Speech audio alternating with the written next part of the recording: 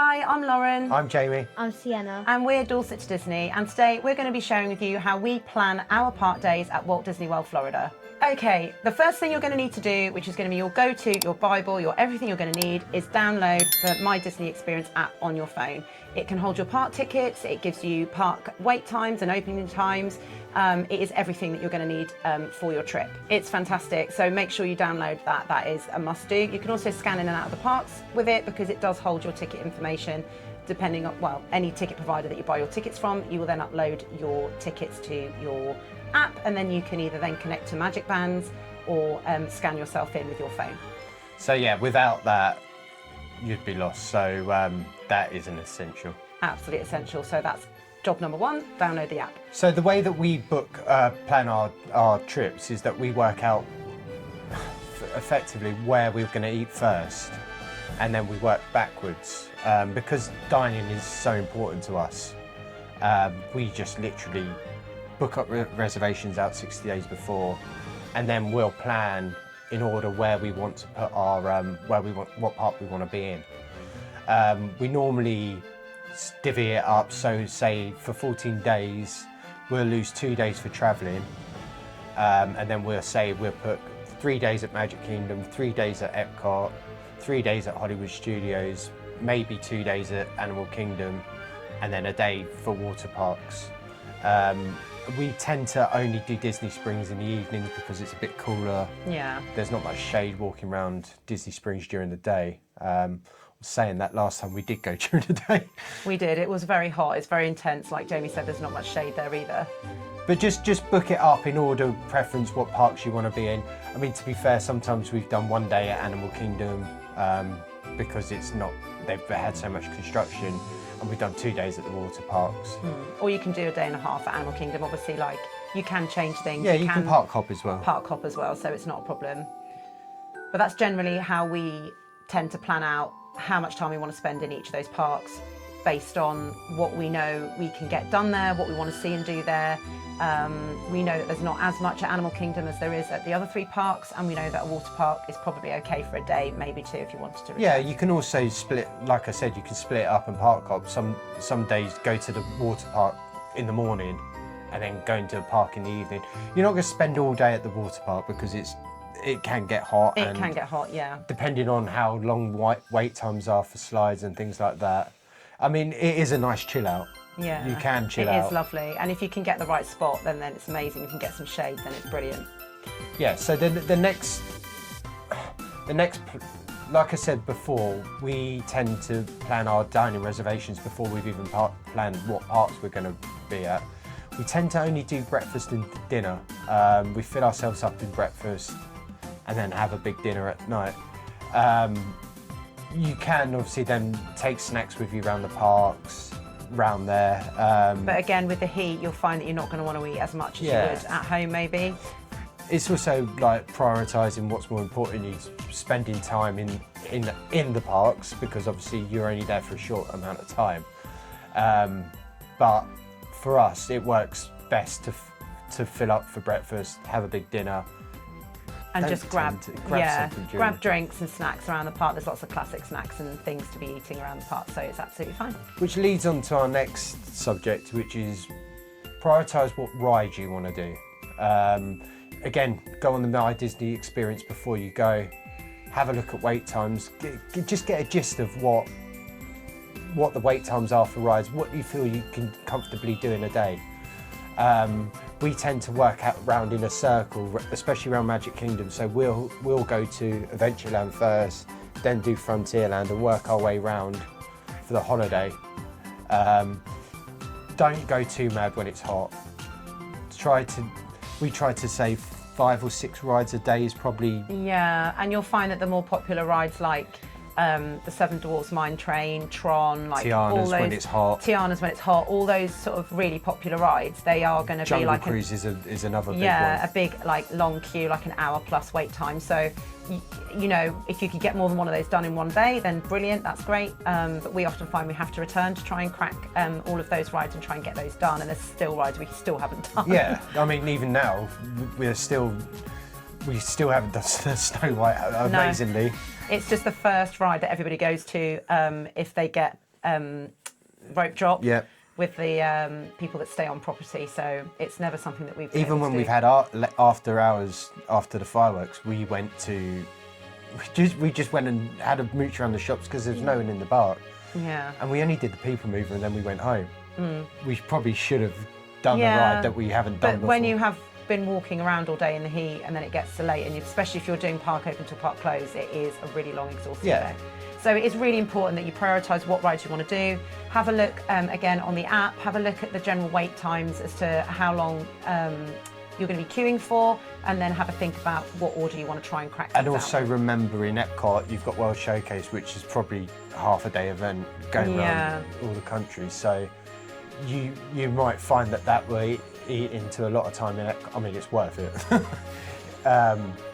Especially during festival times when it can get really crowded. So just remember that. I mean, luckily with Epcot, there's two kinds of rides. There's no wait times, and then you've got the extreme wait times like Guardians and Space Test Track. Mountain.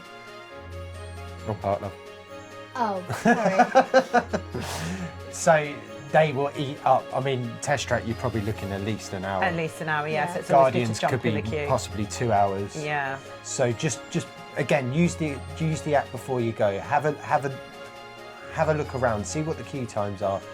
Write down in priority what rides you want to get done first. Get them done, and then you can just chill out for the last couple of days when you've Or got you can time pick space. up rides that you haven't managed to do yet, because there has to be a bit of fluidity with your holiday as well. Like, obviously we can give you all the ideas for planning and making sure that you're going to hit things that you want to do every day, but things happen, like, rides go down, and wait times might go up. Something might happen in your party where you need to leave, like it might just get too hot. Yeah.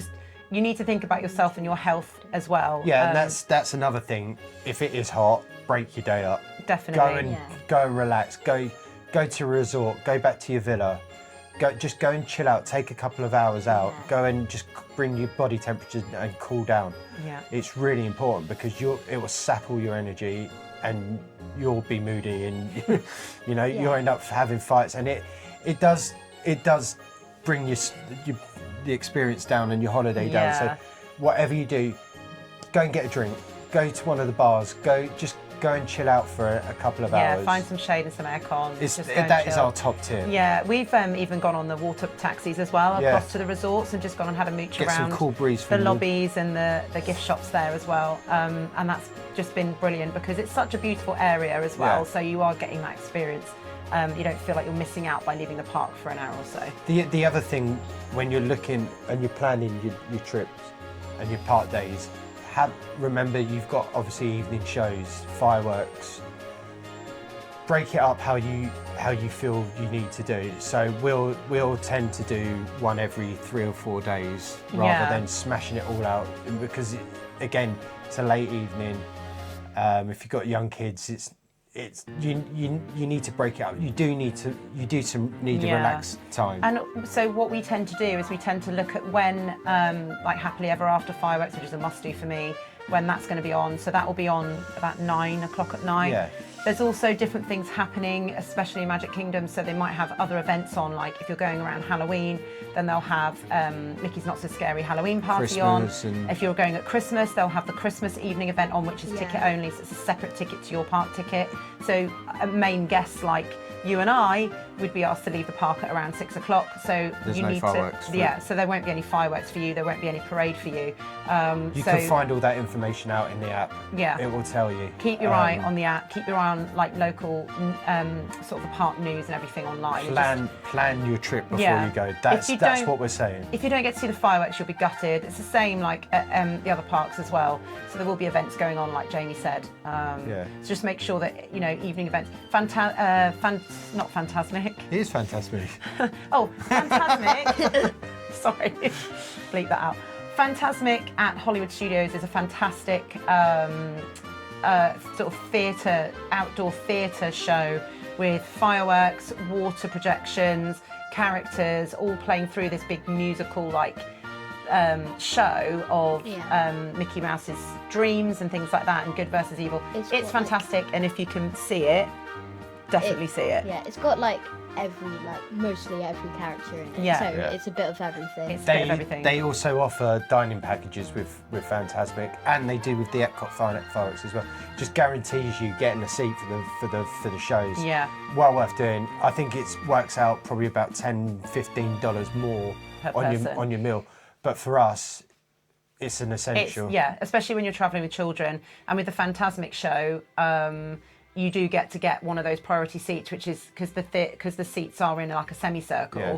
You get to sit in the middle with the other people that have also Well booked. worth it, especially if it's your first time. Yeah, if you've booked a dining package, it also means you get a separate queue that you go down, and you get to go to that specific They area tend to be sit. shorter queues. They're don't they? shorter queues, whereas Yeah. everybody else starts queuing outside.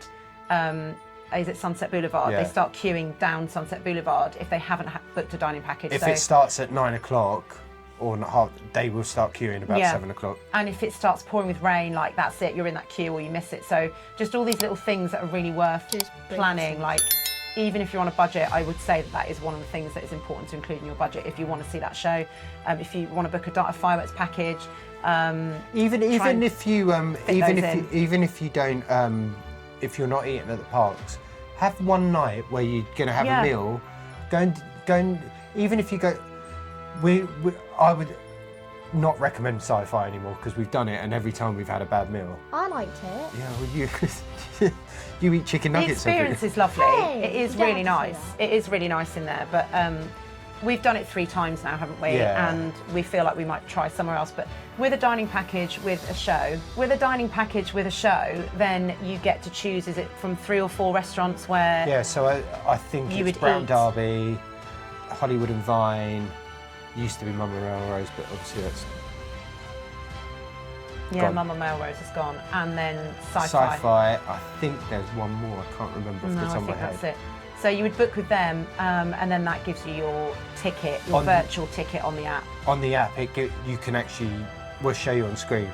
You can actually book it on the app as a dining reservation. There's a fireworks package. Yeah. And with the Epcot ones as well, they do that. So as when well. we're 60 days out, we try and make sure that we get that dining package as well. And with Epcot, they also do. I think the candlelight procession is a dining package as well. Yeah. So yeah, so that you can if get you're going good at seats for that. Christmas, that's well worth doing. Yeah, we, it is. we haven't actually done it. No, we've- but they often we've have walked celebrities past. there.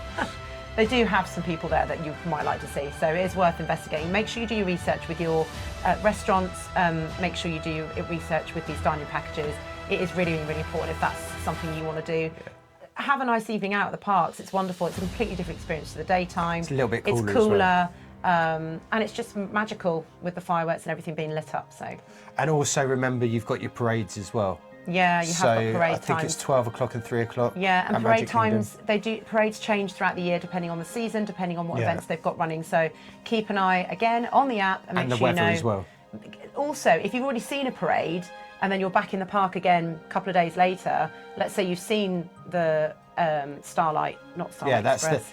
that's the evening one just before the fireworks, so that'll be about 8:30. Yeah, there's a beautiful new parade where they light up the whole train and all the floats, and it's fantastic. Yeah. If you've seen it one night, the next time you go to Magic Kingdom and it's on, go and grab yourself a couple of rides because the rest of the people in the park are going to be watching that parade. We got there for just before it started last year, and we had dinner at Steakhouse 71, and then we walked over because we were staying at the Contemporary. We walked over, got there just before, managed to get okay standing area. Obviously, the later you go, Yeah. it fills up from the back. It fills up from the castle and works all the way back. So you will be limited to where you can stand. But then once the show was over, we moved up and waited for the fireworks. Yeah. You know, Yeah, it was really, really good. we were there. We could have been there for an hour and a half and then Yeah. straight back out. So you can break your day out. I like to look online as well. There's certain places where I'll look online as to where the parade starts and finishes. Yeah. So you can often get a better standing, I'm letting you out my trade secrets now, but quite often you can get a better place to stand because most people will aim to stand on Main Street. Yeah. And that is where it gets the most congested, and that means you can't get in and out of the shops that are along there just to get a bit of aircon. So if you can figure out where the parade starts and It's finishes, normally Frontierland and works yeah, its way it back. will, and then it works its way round the back to sort of at the start of Main And that Street. goes with fireworks as well, because there are plenty of places that you can, if you're just interested in and you want to watch the fireworks, not see the light up display on the castle, there's loads of places around the park where you can get really good views of the fireworks. Yeah. And not only in the parks, but actually outside the parks as well. So you've got great places at the Polynesian, great places at the Contemporary, anywhere around the resorts. Yeah, there are restaurants with like sky sort of views of the fireworks. I mean, I will always argue that I need to be on Main Street there watching the projections. The whole of Main Street lights up. They project things all down the shops and the buildings. Isn't it beautiful? It's so cool. But then if you're there for a couple of weeks and you've already seen it on Main Street, you can come out the parks and go and watch. If you just want to watch the fireworks and get your hit, you can watch all around the back of the castles where it's a bit quieter. Especially if you're staying in a deluxe. This is a top tip. If you're staying in a deluxe resort and they have got after hours, don't watch the fireworks on Main Street. Watch them from somewhere else, and then you can get onto a ride really quick. Yeah. Or go on a ride while. If there's a must-do ride that you need to do. The ride wait times go right down when there's parades and fireworks on. So if you've already seen it or it's not a priority for you, which, you know, I think it should be because there are no fireworks anywhere else like Disney World fireworks, then use it to get yourself on a ride. It's probably easier if you're staying on resort because then, you know, you haven't got to worry about getting out the park really quickly. Like if you are travelling to a villa and stuff like that, obviously it takes time. You know, it's probably more suited for if you're on property. The last thing we're going to mention is obviously about lightning lanes. Again, you can do that all on the app. For us, we don't tend to do it because it works out quite expensive, but we have done it on the odd occasion. We have towards the end of the holiday, if there has been, if there's any spare cash, obviously we sort of make sure we budget for tips and we make sure we budget for snacks and we kind of over budget so that we know we've got enough. Because again, you just don't know what's going to happen on your holiday. No. But if we do then have a bit of spare spending money towards the end and there are some rides that we haven't been able to get on for whatever reason, then we might sort of treat ourselves to a lightning lane or two. Now, Disney does tend to change the lightning lane process and the rules for it, like occasionally. I'd say it's changed a lot since the first time we went. Like it's gone from like Genie Plus to lightning lanes. Then they also had virtual queues when they had new rides open. Virtual queues are now gone. So they're now on the lightning lane. There seems to be like a multi-pass and a single pass, and you need to go in and do your research about that and make sure that you are. I don't begrudge it as much those. because our tickets are quite cheap. Yeah. For the 2-week pass, so I don't begrudge it as much as I would do if I was paying a day rate for the parks. But I certainly wouldn't be doing it for every day of the holiday. No, absolutely not. I mean, if you've got the money to do it, then great.